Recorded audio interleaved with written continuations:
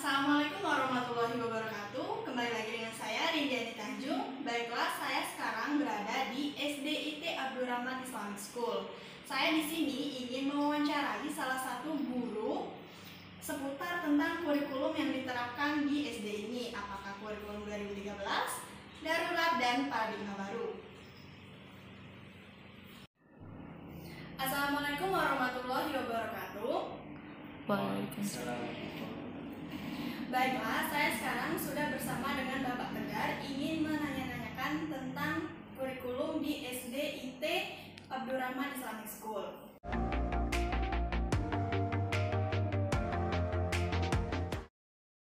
Baiklah, yang pertanyaan pertama, apakah sekolah menerapkan kurikulum 2013 atau kurikulum darurat? Ya, untuk di Abdurrahman Islamic School sendiri di sini memakai kurikulum 13 ya. Apakah kurikulum 2013 ini sesuai dengan kebutuhan siswa dan pembelajaran? Seperti apa dan bagaimana contohnya? Kalau menurut saya kurikulum 13 ini cukup bisa ada keterkaitan dari proses tumbuh kembang anak juga belajarnya gitu. Kalau dari menurut saya sendiri sih ini sangat relevan banget buat anak-anak sendiri. Apalagi kan berbasisnya kurikulum 13 ini banyak yang kayak project based learning gitu kan, terus kayak tentang belajar dengan masalah gitu. Jadi lebih mengedepankan diskusi daripada belajar atau mempelajari hanya teori aja gitu. Jadi siswa banyak terlibat di kurikulum 13 ini. Bagaimana kesiapan Bapak dalam mengimplementasikan kurikulum 2013 ini? Kalau mempersiapkan sebenarnya kalau dari saya bagaimana orang itu bisa mengambil banyak pelajaran. Jadi semakin, kalau menurut saya sih sebelum guru itu mengajar dia harus belajar dulu gitu. Jadi semakin banyak belajar, kesiapan untuk belajar pun juga kesiapan untuk mengajar ke murid-murid pun jadi lebih mudah dan lebih bisa mengeksplor lagi gitu menurut saya. Karena dari yang saya amati sekarang dan saya jalani, saya bisa sampai di tahap ini itu ya karena banyak menjalani proses belajar gitu, yang kemudian bisa mengimplementasikan banyak hal di kurikulum yang ternyata sudah saya lakukan sejak lama gitu.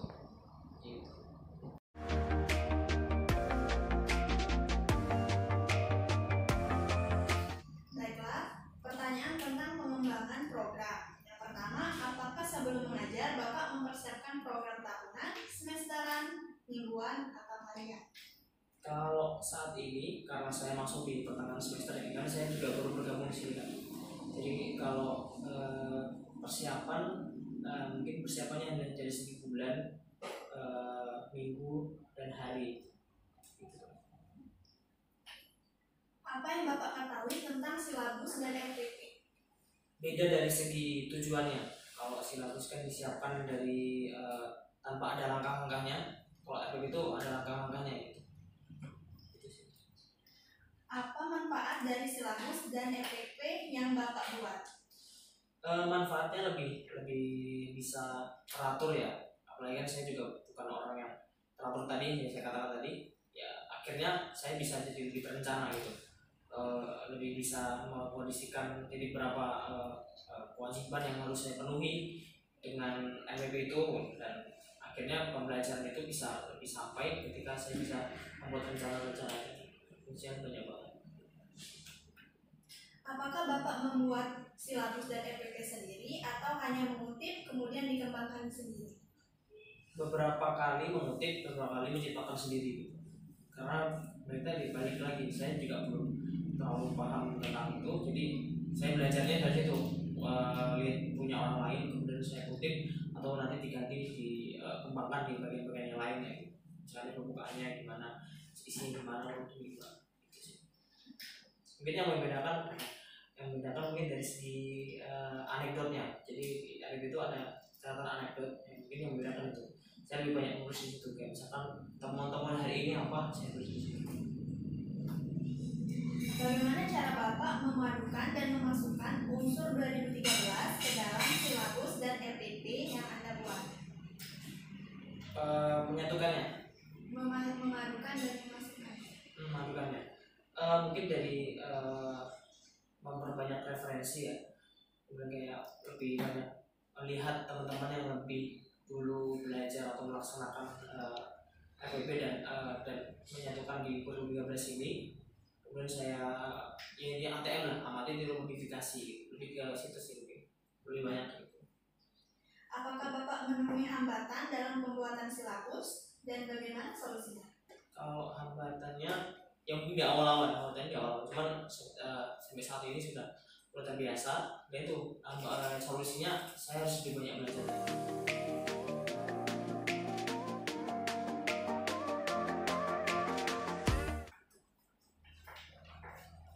Masuk ke poin pelaksanaan dalam pembelajaran nih Pak.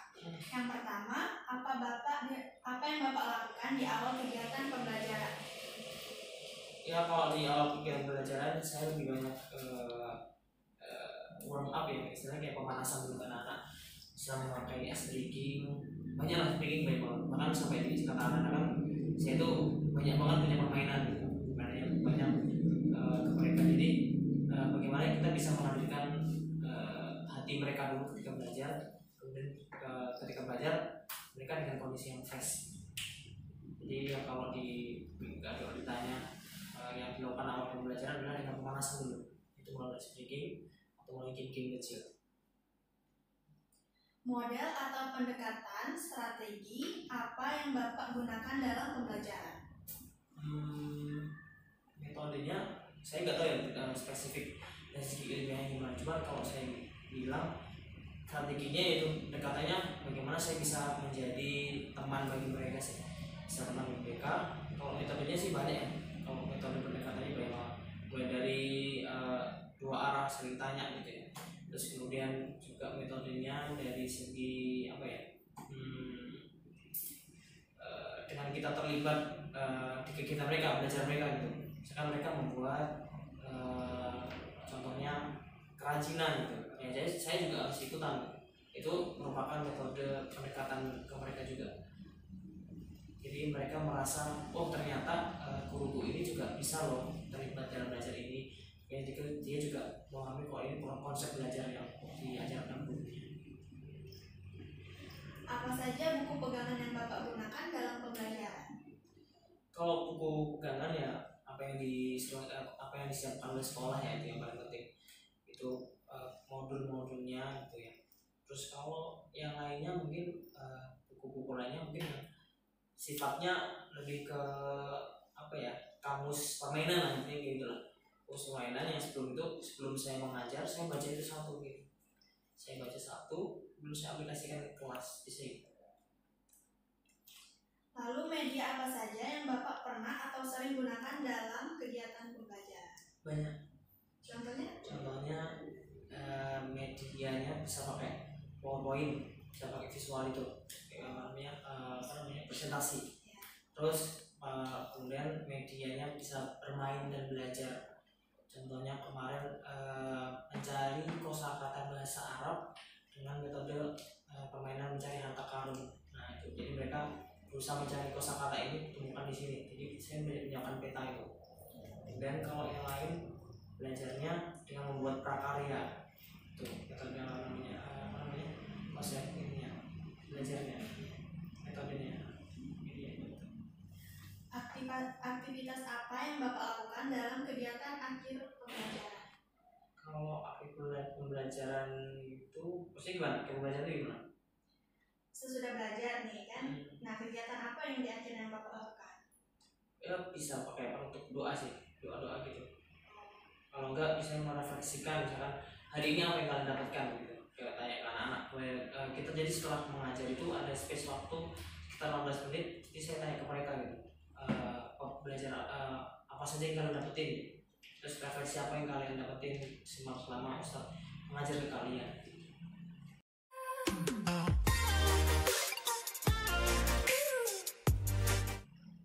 Ini masuk ke poin pertanyaan evaluasi hasil belajar, Pak. Yang pertama ada model penilaian apa yang Bapak gunakan dalam pembelajaran, memberikan tugas-tugas, proyek, remedi, dan pengayaan. Lebih banyak proyek ya. Kalau saya lebih banyak proyek ini saya kasih masalah dan mereka harus menemukan solusinya gitu sih. Ke proyek lebih banyak. menemui hambatan dalam penilaian, bagaimana solusinya? Lagi-lagi penilaiannya lebih ke teknis. Jadi kan kalau yang kita amati bersama tuh banyak penilaian yang harus dilakukan dengan soal ya. Jadi bagaimana anak itu diambil nilainya itu ya berdasarkan dia mengerjakan soal gitu. Jadi masih segi klasik ya, masih kebiasaan orang-orang pada umumnya gitu. Nah saya pengen ambil yang sisi lain nih, karena menurut saya semua anak itu pintar dan cerdas gitu. Jadi nggak bisa kita samakan. Terlebih lagi saya menemukan banyak potensi anak-anak yang mana kadang di sisi ini dia kurang, di sisi lain dia maksimal.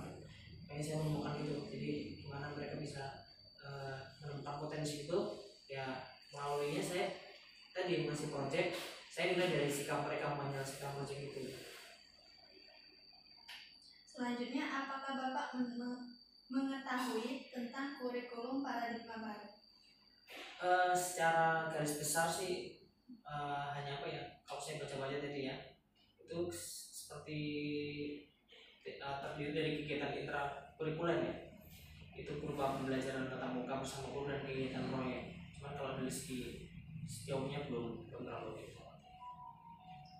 Oke, selanjutnya, apakah Bapak pernah mengikuti pelatihan atau seminar tentang kurikulum paradigma baru? Belum pernah.